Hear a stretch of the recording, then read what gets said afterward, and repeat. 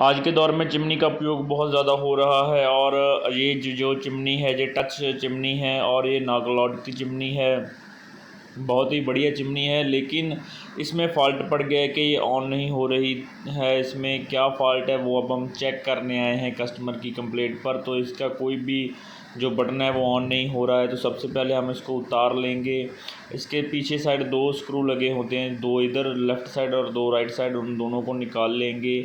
और फिर इसका जो जैक है हम ये वाला जो इसके अंदर लगा हुआ है टच डिस्प्ले के अंदर, उसको हम निकाल लेंगे, इसको कर लेंगे अलग। और फिर हम इसका जो सामने बॉक्स देख रहे हैं यही इसका मेन बॉक्स है जिससे सारी वायरिंग हो रही है। मोटर को करंट जा रहा था, नीचे 2 एलईडी पैनल लगे हैं बिल्कुल छोटे छोटे, उनको करंट जा रहा था। और डिस्प्ले के साथ इसका जो कनेक्टर है वो लगा हुआ था। तो इसका मास्टर यही है। तो इसको हम खोल लेंगे और चेक करेंगे कि इसमें करंट क्यों नहीं आ रहा है। तो हमने जब इसमें ऑन करने के बाद करंट देखा, चेक किया, तो इसमें करंट तो आ रहा था लेकिन आगे पास नहीं हो रहा है करंट। तो फिर ऑन क्यों नहीं हो रहा है? तो इसलिए हम इसको खोल लेंगे। इसका मतलब ये है कि इसकी पीसीबी में फ़ॉल्ट है जिसके कारण ये आगे करंट पास नहीं कर रहा है, इसके पीसीबी में कोई दिक्कत है। तो हम इसको खोल लेंगे अच्छे से, अच्छे से इसलिए जो इसमें कोई भी तरह के जो वायर है वो कहीं से कट ना जाए और जैक है वो ख़राब ना हो जाए। इसलिए हम सबसे पहले इसके स्क्रू हैं वो खोल लेंगे और उसके बाद हम इसके जो जैक है सभी वो उतार देंगे। तो एक बात का आपने ध्यान रखना है कि जैक आपने एक बार देख लेना कि सभी का जो साइज़ है वो अलग अलग होना चाहिए। अगर किसी भी कनेक्टर का साइज़ सेम हो रहा है तो आप उस पर निशान वगैरह लगा लीजिए, क्योंकि अगर आप निशान वगैरह नहीं लगाएंगे तो बाद में वो आपस में इंटरचेंज होकर आपसे गलत फिट हो गया तो उससे आपको नुकसान हो सकता है, आपका पीसीबी बिल्कुल भी जल सकता है। तो इसलिए इस पर अगर निशान लगा लेंगे तो बढ़िया बात है। लेकिन यहाँ पर इसके सिर्फ 2 ही कनेक्शन थे जो आपस में सेम मैच खा रहे थे। एक तो कैपेसिटर का था और दूसरा इसका जो सप्लाई इन आती है उसका सेम था दोनों का, इसलिए उस पर हमने निशान लगा लिया था। तो इसलिए आप भी अगर इस काम को करते हैं तो उस समय आप सेफ्टी भी बरतिए और स्विच को ऑफ़ कर लीजिए और इस पर निशानी वगैरह लगा लीजिए, ठीक है। तो ये देखिए इसके जो साइड वाले हैं दोनों ये एक जैसे इसके लॉक हैं, तो इसलिए हमने इस पर पहले से ही निशान लगा लिया था। तो बस इसको बाहर हमने निकाल लिया है। ये इसका टच वाला सेंसर है और ये पीसीबी है और ये इसका मोटर है। तो अब हम किसको रिपेयर करेंगे, चलिए रिपेयर करते हैं। तो सबसे पहले हम इसके कनेक्शन लगाकर दोबारा इसको यहाँ पर ऑन करके देखते हैं कि इसमें आखिर फ़ॉल्ट क्या आ रहा है। तो जब आप पीसीबी रिपेयर करते हैं तो सबसे पहले आपको फ़ॉल्ट ढूंढना होता है, उसके बाद ही आपको जो फ़ॉल्ट मिलता है उसको सॉल्व करना होता है। तो इसको ढूंढने के लिए आपको थोड़ा मेहनत लगता है, क्योंकि जो पीसीबी का काम है थोड़ा डिफ़िकल्ट होता है। ये बैठ के करने वाला होता है थोड़ा फोकस के साथ। तो इसको स्टेप बाय स्टेप हम चेक करेंगे। तो चेक कैसे करते हैं, सबसे पहले हमें इसको सप्लाई देना होगा। सप्लाई देने के बाद हम चेक करेंगे करंट कहाँ तक जा रहा है और कहाँ तक नहीं जा रहा है। वो आप मल्टीमीटर की सहायता से भी कर सकते हैं, लेकिन हम इसका जो टेस्ट पेन की सहायता से भी करेंगे और मल्टीमीटर की सहायता से भी करेंगे, दोनों के साथ करेंगे। वो कैसे करेंगे, वो ऐसे करेंगे कि हम सिंगल सप्लाई अगर इसको दे देंगे, फेस दे देंगे इसको एसी का, तो वो जहाँ तक उसका जो कनेक्शन जाता है वहीं तक पास होगा। अगर वहाँ से बीच में कुछ सड़ा हुआ है तो वहाँ से पास नहीं करेगा। जैसे कि हम इसको चेक कर रहे थे, देखिए ये हमें मालूम चला है कि ये इसका जो कंपोनेंट है ये आगे करंट पास नहीं कर रहा है, क्योंकि वहाँ से हमने जहाँ से करंट देना है वहाँ से सीधी लेयर इसकी यहाँ पर आकर ख़त्म होती है। अगर यहाँ से ये करंट पास आगे नहीं कर रहा है इसका मतलब ये ख़राब है। तो ऐसे ऐसे हमने इसके आगे के कंपोनेंट भी चेक कर रहे हैं कहीं वो भी तो ख़राब नहीं है।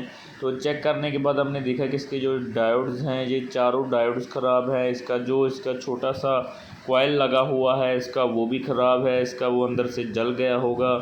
और इसके जो 2-3 कैपेसिटर हैं वो भी इसके ख़राब थे, जिसके कारण ये ऑन नहीं हो रहा था। तो जो कैपेसिटर है वो तो आपको मैं जूम कर आपको दिखाऊंगा आगे, इसमें आप देखेंगे कि वो तो आपको ऊपर से ही फटे हुए नज़र आ जाएंगे, इसलिए आपको पता चल जाएगा कि ये ख़राब है। जैसे कि हमने डायोड जो है नए ले आए हैं हम, तो हम इसमें नए डायोड लगा देंगे और इसको ऑन करके देखेंगे। फिर ज़रूरी नहीं है कि हमने जो फ़ॉल्ट निकाला है इसमें ओनली यही फ़ॉल्ट हो। इसका जो फ़ॉल्ट है इसको सॉल्व करने के बाद हमें पता चलेगा कि इसमें और कौन कौन से फ़ॉल्ट हैं। हो सकता है कि सिर्फ इसमें इतना ही फ़ॉल्ट हो और ये ऑन हो जाए पीसीबी और हमारा काम ओके हो जाए, लेकिन ये भी हो सकता है कि ये कंपोनेंट चेंज करने के बाद करंट यहाँ तक आ जाए और आगे पास ना हो सकता है इसका जो आगे का पार्ट ख़राब हो।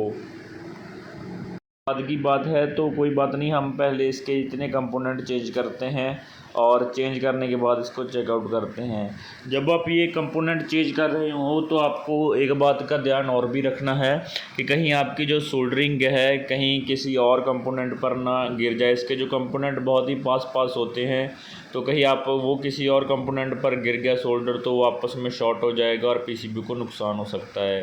तो इसके साथ ही आपने ध्यान रखना है, कई बार क्या होता है अगर कोई चीज़ कंपोनेंट ख़राब होता है तो अपना जो जहाँ पर उसका पिन होता है वहाँ पर जो कॉपर का इसका जहाँ पर सोल्डरिंग होता है वो उखड़ जाता है, उसमें से वो पिन से उखड़ जाता है, जिसके कारण अगर आपने वो ध्यान नहीं दिया कि उखड़ा हुआ है या नहीं उखड़ा हुआ है तो फिर आपका जो कंपोनेंट लगा है वो काम ही नहीं करेगा।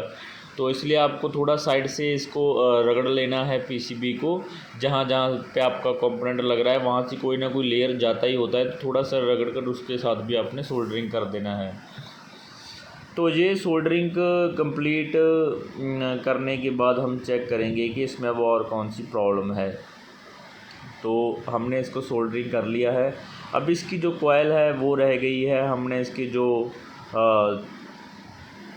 डायोड थे वो तो चेंज कर दिए। अब हम इसकी कॉइल को इंटरचेंज करके एक बार चेक करेंगे कि अगर इंटरचेंज करके इसका काम होता है तो हम इसको डायरेक्ट इसको कर देंगे कॉइल को, और डायरेक्ट करने के बाद एक बार चेक करते हैं। अगर सही चला डायरेक्ट करने के बाद तो इसका मतलब ये है कि हमारा जो काम बन गया है, इसमें जो कॉइल को डायरेक्ट कर ये ऑन हो गया। अगर नहीं हो पा रहा होगा तो हम इसका और सोल्यूशन निकालेंगे। पहले हम ऐसे इसको डायरेक्ट कर चेक कर लेते हैं।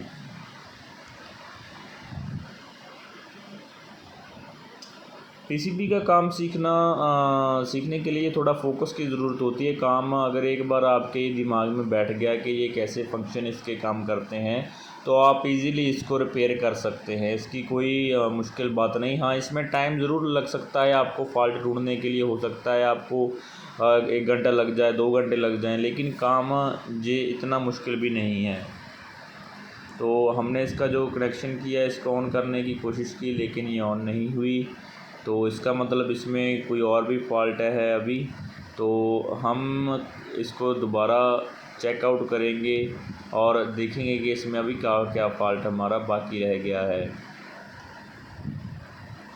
तो चेकआउट करने के बाद देखिए कि मुझे पता चला कि इसका जो फ्यूज़ है वो उड़ गया था, जिसके कारण ये आगे करंट नहीं पास कर रहा है। तो हम नया फ्यूज़ इसमें लगा देंगे और इसको अब ऑन करके देखते हैं कि ये ऑन हो रही है या नहीं ऑन हो रही है। तो ये अभी भी ऑन नहीं हुआ, तो इसका मतलब है कि इसका जो हमने टर्मिनल जो डायरेक्ट किया था उसको निकाल कर हमें दूसरू करना होगा, ये ठीक चल पड़ेगा फिर।